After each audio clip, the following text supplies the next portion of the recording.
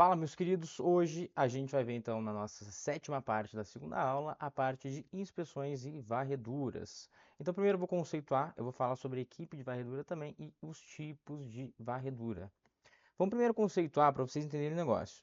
As inspeções ou varreduras realizadas pela segurança pessoal, aqui ó, equipe de segurança pessoal em casas, edifícios, compartimentos, salas, gabinetes e quaisquer outros ambientes onde o dignitário vai estar. Isso aqui é o conceito básico. Assim como em seu carro e veículo de segurança. Itinerários, aí a gente começa. Puxa um adendo aqui, bizu. Bizu. Quando a gente estiver falando de uma operação de segurança e estiver falando de varredura em itinerário, em veículo, que a gente estiver falando em aposentos, gabinetes em que vai ocorrer algum evento, a gente está falando da equipe de vistoria. Equipe de vistoria. Vocês lembram que a gente já falou sobre isso aí, equipe de vistoria, na fase de preparação lá do nosso planejamento de segurança. Lembram disso? É um dos sistemas de segurança. Quando a gente estiver falando da segurança pessoal junto do dignitário, depois, já durante a execução, aí é segurança pessoal. Então lembra, a equipe de vistoria vai fazer inspeção e varredura? Vai, mas vai fazer onde? Na fase de preparação. Preparação. Aqui, esse conceito, a gente já está adentrando na fase de execução. Só para vocês entenderem a diferença. Pegaram o bizu, né? Então, itinerários, correspondências, objetos e presentes são chamadas de varredura. Beleza, então agora a gente já entendeu essa diferença aí. Quais são os tipos, né? A gente tem a varredura como atividade rotineira, quando são efetuados em locais base do dignitário, os quais costumeiramente já são mantidos sob vigilância, e como atividade excepcional, quando se tratar de ambiente estranho ou pouco usual ao segurado. Então a gente tem a regra e a gente tem a exceção. Essas são as classificações. E aí primeiro a gente vai começar a falar lá de varreduras contra escutas, né? E aí a gente tem dois tipos também, dois processos, né? A gente tem inspeção física ou visual, que a doutrina gosta muito de inspeção visual, e a eletrônica. Cadê? Aqui, eletrônica. São esses dois tipos, então, que a gente vai investir um tempo agora, tá? A eletrônica aqui, então, como eu coloquei, é feita com scanner, capaz de varrer frequência, detectar rádio transmissor, vassoura de micro-ondas, para detectar circuito eletrônico, né, e etc. Então, a gente vai falar um pouquinho sobre cada um deles. Primeiro, a varredura visual.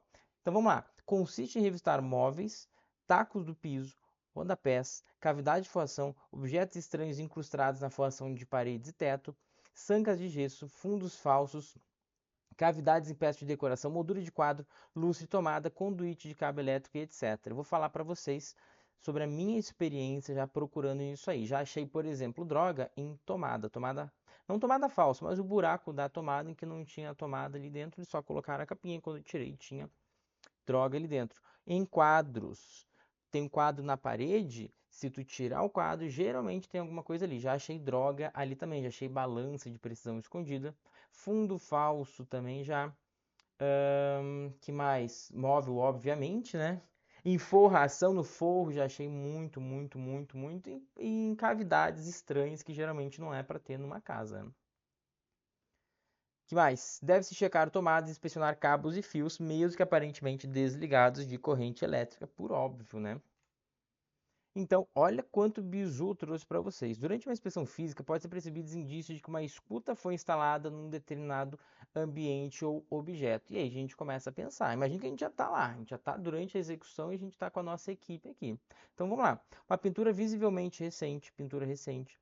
Diferença de tonalidade entre pinturas de uma mesma cor, embolso, perdão, recente numa parede, ou seja, eles estavam lá, passaram já argamassa, parece que eles quebraram a parede, colocaram alguma coisa dentro e já passaram tudo, argamassa, o embolso e etc. Danos na pintura de acabamento de móvel e utensílios, quais possam denunciar desmontagem e posterior montagem, sujeira, riscos ou marcas de mão em locais de acesso inusitado, pequenos fragmentos de fios, plásticos, fita crepe ou fita isolante, porque daí a gente sabe que eles fizeram algum procedimento ali, emprego de tecidos novos nos revestimentos de fundo de mobiliários, porque, pô, teoricamente o mobiliário está lá 2, 3 anos, já está com o tecido antigo. O que o cara faz? Tira o tecido, coloca uma escuta ali dentro e coloca um tecido novo. E a gente vê o móvel antigo e o tecido novo. Tem alguma coisa estranha, né? pregos novos, grampos, colagem e costuras recentes. Pregos novos. Pega uma mesa de vocês que vocês pregaram, guarda-roupa, e os pregos eles são velhos, confere? Imagina então agora que a gente tem um móvel velho com pregos novos. Quer dizer que ele foi aberto, né? Itens de acabamento mais novos que os demais materiais originais, basicamente é isso que a gente está falando, né?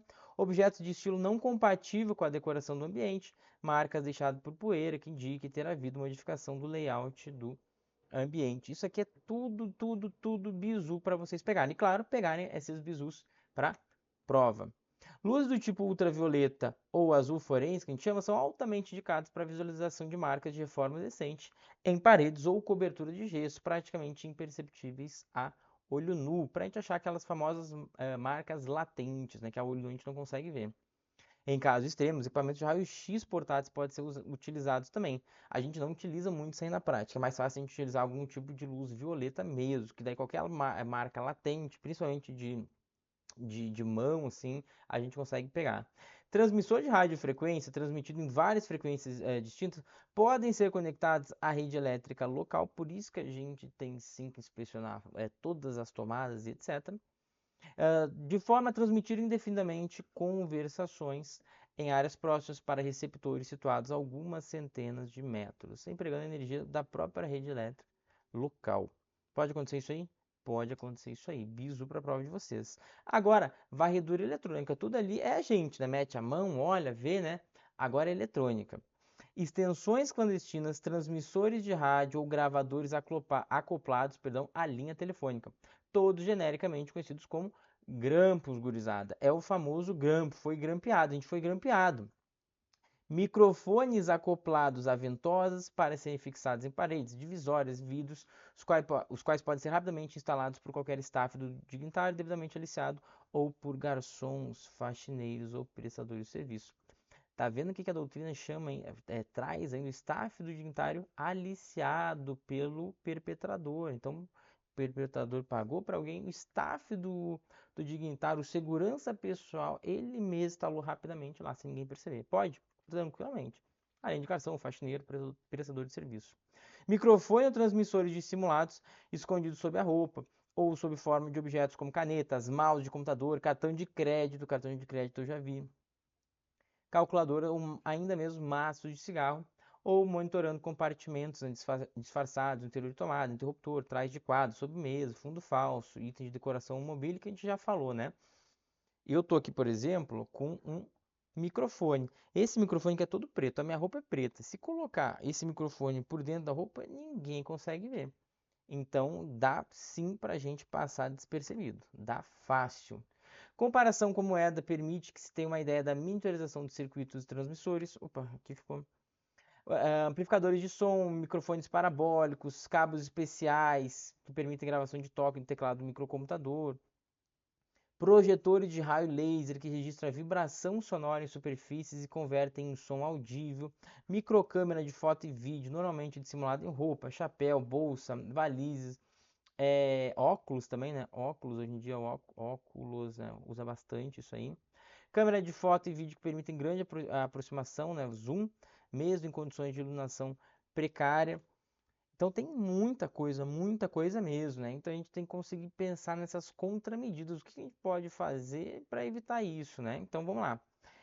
O que são essas contramedidas? Equipamentos que nos permitem detectar os microfones, as câmeras de áudio e vídeo ou mesmo um gravador ligado, trazido pelo interlocutor, disposto a gravar uma conversa legalmente, beleza. Outros equipamentos geram, e esse aqui é o mais legal que tem, um campo de interferência impedindo o emprego de transmissores ou mesmo de telefones celulares nas proximidades de onde está posicionado, principalmente de celular, né?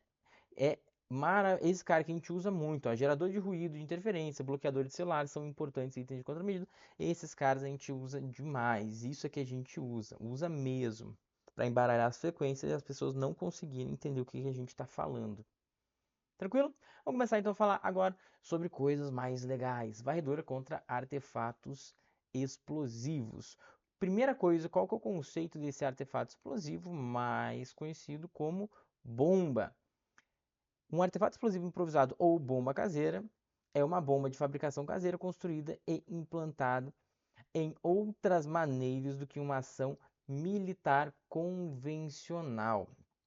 Ou seja, o cara que faz aquela carta bomba, por exemplo, e manda pro destinatário. Não é uma bomba, realmente uma dinamite, uma mina, não.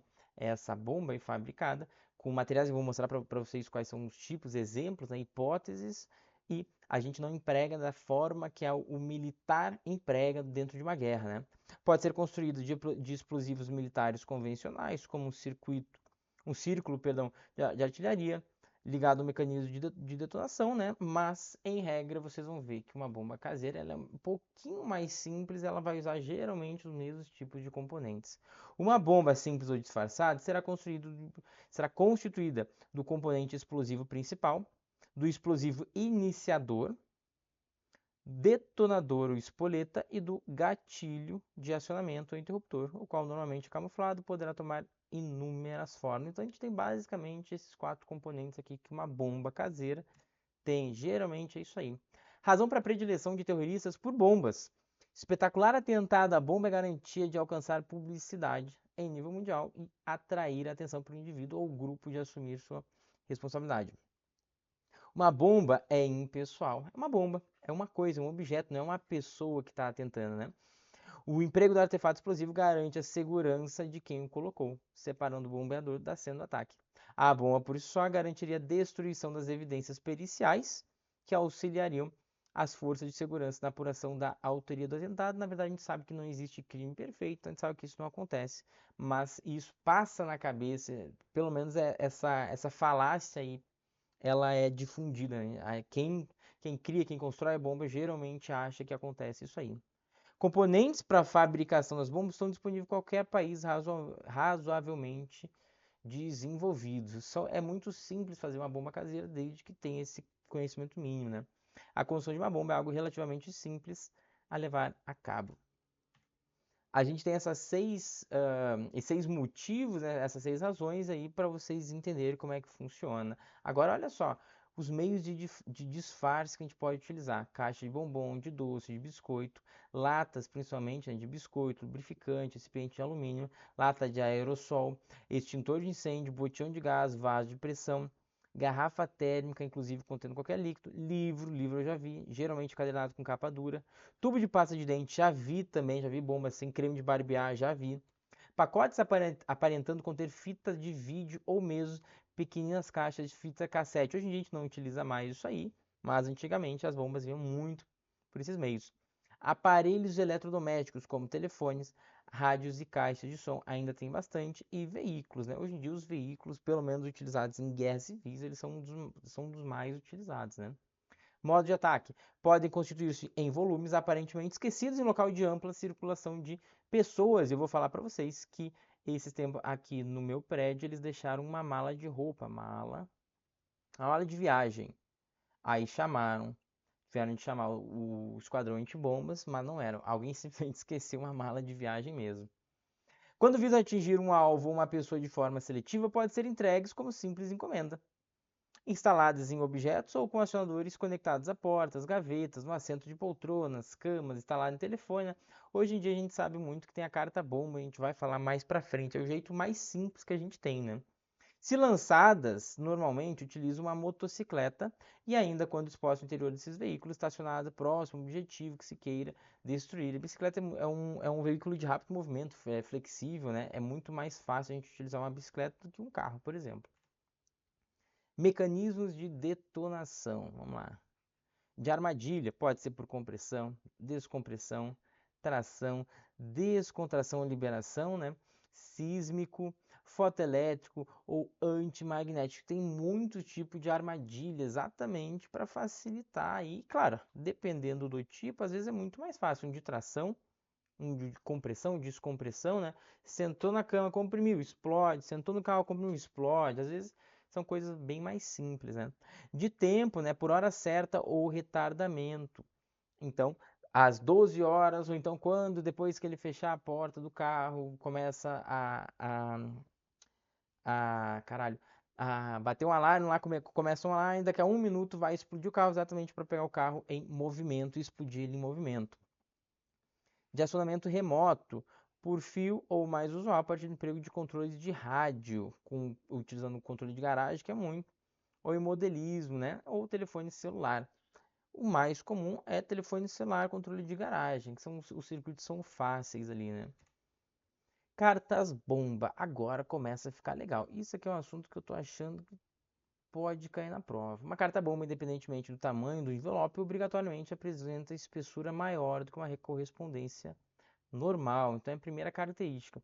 Normalmente, explosivo é moldado em placas finas e isso faz com que o envelope de uma carta explosiva apresente uma constituição incomum, às vezes bastante rígido e liso, noutras vezes dando a impressão igualmente suspeita da falta de elasticidade de seu conteúdo. Então é algo muito firme, muito duro, parece uma placa rígida, tem cheiro ainda também.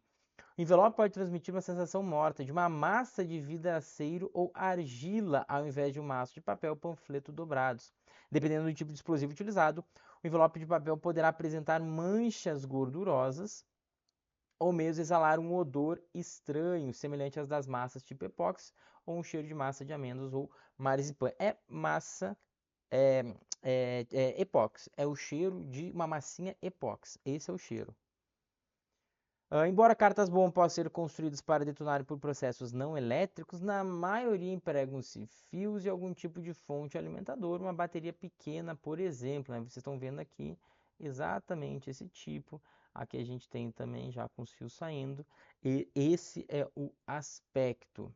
Ao recebermos uma carta ou encomenda que se enquadre nos indícios de suspeição que mencionamos, devemos perguntar quem teria remetido a referida correspondência, checar a informação junto ao remetente e, em caso de dúvida quanto à procedência da mesma, colocá-la de lado para ser examinada pela polícia. Não tocar, não mexer na carta bomba. Tranquilo?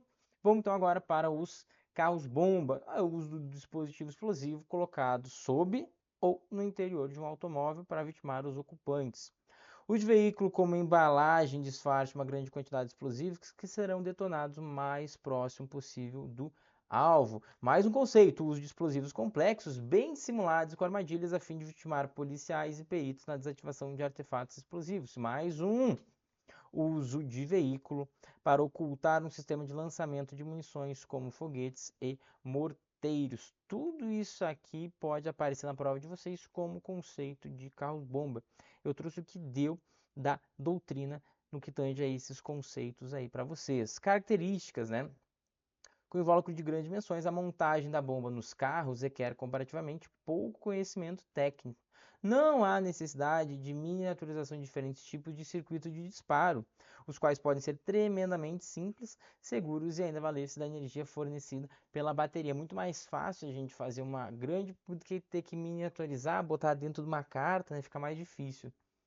No caso do emprego de bomba no veículo como armadilha, os diversos interruptores existentes no carro favorecem o atacante e dificultam a vida daqueles que, para defender-se, deverão empreender extensas buscas visuais, abrindo o veículo, inspecionando suas partes internas e buscando sinais de violação dos diversos circuitos elétricos. Se botar no meio do motor, fuder, é muito difícil saber, muito difícil mesmo, muito. Para evitar o armadilhamento. Evitar que os sabotadores não possam ter facilidade de acesso aos automóveis. É isso. Não pode deixar chegar perto. Motoristas e mecânicos têm que ser selecionados e merecedores de confiança, ou seja, a gente está falando da equipe pessoal, né, do nosso dignitário. Os veículos não deverão ser deixados desguarnecidos em locais onde possam ser sabotados. Então, se a gente tem o motorista do veículo, ele que vai fazer essa segurança, né? A vigilância sobre os mesmos deverá ser constante, extremamente atenta, principalmente pelo fato de que um pacote explosivo pode ser colocado discretamente sobre o carro em questão de segundos. Eu vou falar para vocês que pode muito fácil mesmo. Uma vez a gente fez um acompanhamento tático de um traficante que a gente estava investigando, e ele entrou no shopping, estacionou no shopping e foi fazer compra com a mulher dele. A gente simplesmente estacionou nessa viatura do lado, eu abri a porta e coloquei, não foi uma bomba, tá? Pra quem tá achando que eu tentei matar o cara. Mas eu coloquei um rastreador muito fácil, em 2 segundos, no carro dele. Voltei pra viatura e ó, fomos embora.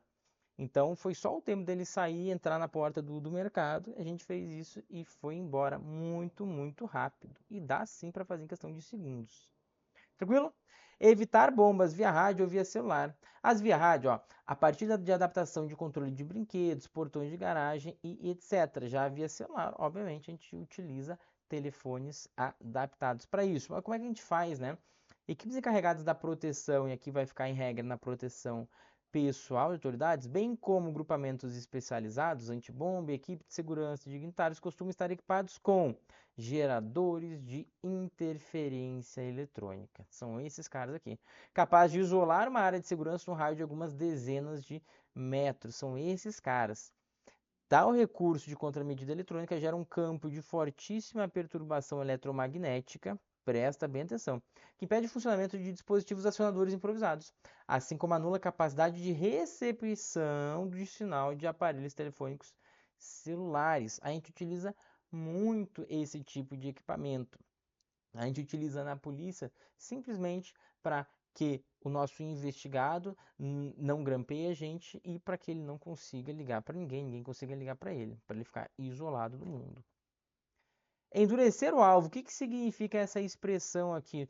Nós, como segurança pessoal do dignatário, devemos endurecer o alvo. O que significa isso aí? Deixar mais difícil para esses terroristas, né?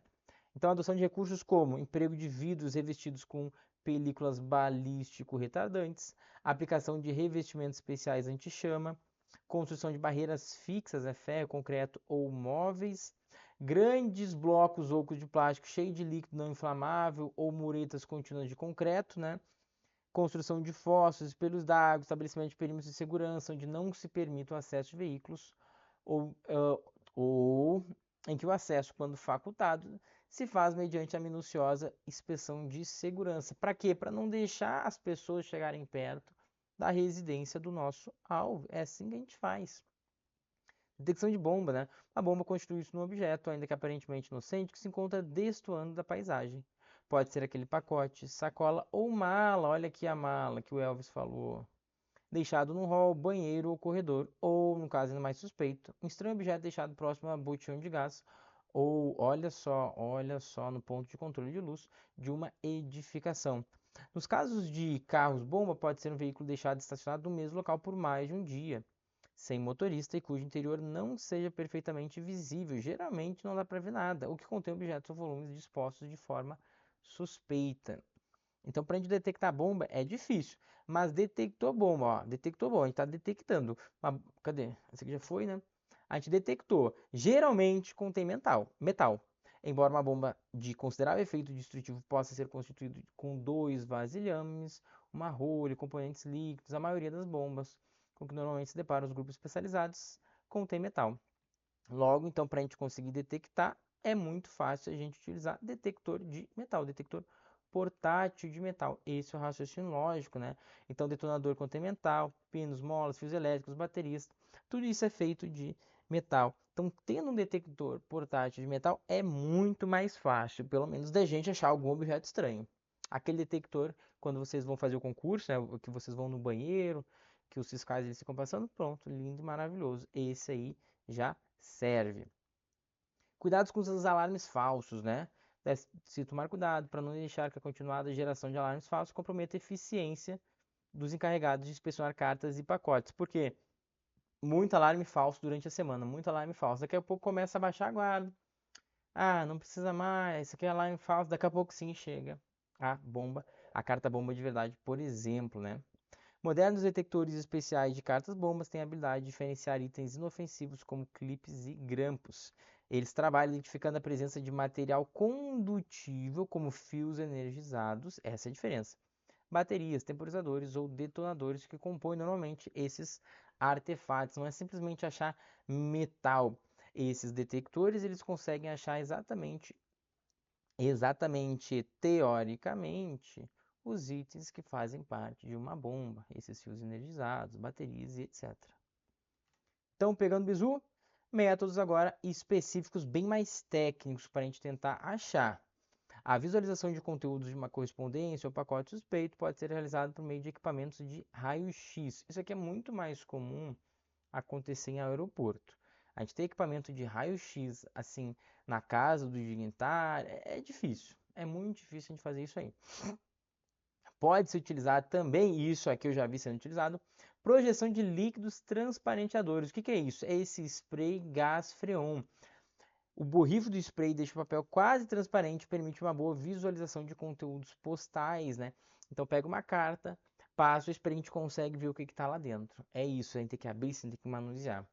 Em aeroportos existem equipamentos portáteis, aparelhos de dimensões consideravelmente maiores. Existe mais coisa, né, para inspecionar correspondência, volume escritório ou ainda visualização de bagagens, né? Hoje são comuns aparelhos que projetam imagens coloridas também nesses mecanismos.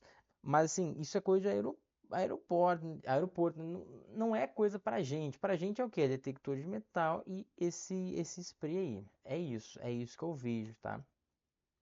Estetoscópios eletrônicos e endoscópios de fibra ótica são recursos utilizados por esquadrões de bomba em todo o mundo. Os estetoscópios são empregados para escutar ruídos, mecanismos da bomba no interior dos pacotes suspeitos. Isso aqui também não é para nós. Isso é para quem? Cadê? Esquadrão de bomba. Não é para nós. Em se tratando de explosivos, meios podem ser farejados por aparelhos especiais ou por animais. Então, isso a gente utiliza demais, demais, demais. Muito, muito, muito. O emprego de animais, desde cachorros a porcos treinados. Claro que a gente vai trabalhar com cachorros, né? Obedece a princípios de treinamento bem simples, embora especialistas considerem que não seja considerável exigir a identificação de mais de dois tipos de odores, etc. E geralmente é isso aí mesmo. Geralmente é um cachorro que sabe muito bem achar cocaína, é um que sabe muito bem achar crack, é um que sabe muito bem achar a bomba por causa desse cheiro aí, desse odor especial, né, de massinha epóxi, né? Aqui a gente fala, né, é semelhante a amêndoas ou marzipan, né? Mas é exatamente isso aí, em regra esse é o cheiro. Não são todos, mas em regra esse vai ser o cheiro. Dá para fazer também uma análise química dos vapores. Ó, vamos lembrar que a gente está dentro dos métodos específicos, né? Ó, 2, 3, estou separando aqui, ó, 4, 5, estou separando. 6, agora análise química dos vapores, empregado por uma variedade relativamente grande de aparelhos, alguns de consideráveis dimensões, outros portáteis, buscando sinais de organonitratos que estão presentes na maioria dos explosivos, né? A gente não, eu não conheço, né? Eu não vejo gente utilizando isso aqui. Emanação de vapores também. Diversos tipos de explosivos podem reagir com corantes especiais que indicam a presença dos referidos componentes. Kit de spray detector explosivo fabricado em Israel, consiste em um conjunto de 3 latas de aerossol destinadas a indicar TNT, TNB e outros tipos de explosivos. Aqui Sintex, C4, tem um monte, né? Já vi isso aqui? Já vi em curso, em aula, né? Mas na prática isso aqui ainda é caro e ainda está sendo testado. É tudo bizu. Então, beleza, a gente está detectando, já estamos entendendo, já sabe como é que a gente pode fazer. O que que a gente vai fazer agora quando a gente detectar? Aqui a gente vai começar a detectar, ó. Apalpar a carta, pacote ou encomenda que não solicitou ou esperava receber. Um objeto novo em determinado local, a mala que eu falei aqui no prédio, em entrada do prédio, marcas de manipulação em objetos deixados na poeira, marca de poeira indicando remoção de um objeto, móvel, tapete ou livro, percepção de odor estranho, estacionamento de um carro e número de sua chapa ou placa, comportamento suspeito de alguém com uma sacola de tiracolo ou maleta em mãos. Então, agente de segurança deve ser capaz de identificar sinais de suspeição em cartas, embrulhos, malas e etc. Uma vez alertado pelo seu desconfiômetro, eu gosto de falar que é a tripa roncou. Quando a tripa do guarda ronca, tá estranho. O agente, então, o que que tem que fazer? Questãozinha de prova. Isolar o objeto. Não tem que pegar o objeto, tirar daí, não. Isola o objeto e tem que chamar o grupamento especializado da polícia ou das Forças Armadas. Na verdade, como é que a gente vai fazer? Geralmente a gente liga para a polícia militar já vai com um grupamento específico, liga para a Polícia Civil para fazer o isolamento do local. Tranquilo? Geralmente é a Polícia Militar que tem esse grupamento aí. Se não tiver, a Polícia Federal eu sei que tem um também. Então, dependendo da própria Polícia Civil, pode ter, mas eu sei que a Polícia Militar tem um, a Polícia Federal tem outro grupamento antibombas. Tranquilo, meus queridos? Aqui a gente fecha essa aula de varreduras e inspeções. Eu quero dizer para vocês que é uma aula que não cai em prova muito. É assim, ó, Eu, pelo menos, eu nunca vi uma questão assim específica disso, geralmente vem junto com outras coisas, mas eu tô sentindo que a partir dos próximos concursos pode começar a cair, então é bom a gente dar sempre uma bisoiada, dar um bisu maior nesse conteúdo. Então espero que tenham gostado da aula, estejam entendendo tudo, destruindo a banca e evoluindo muito. Valeu!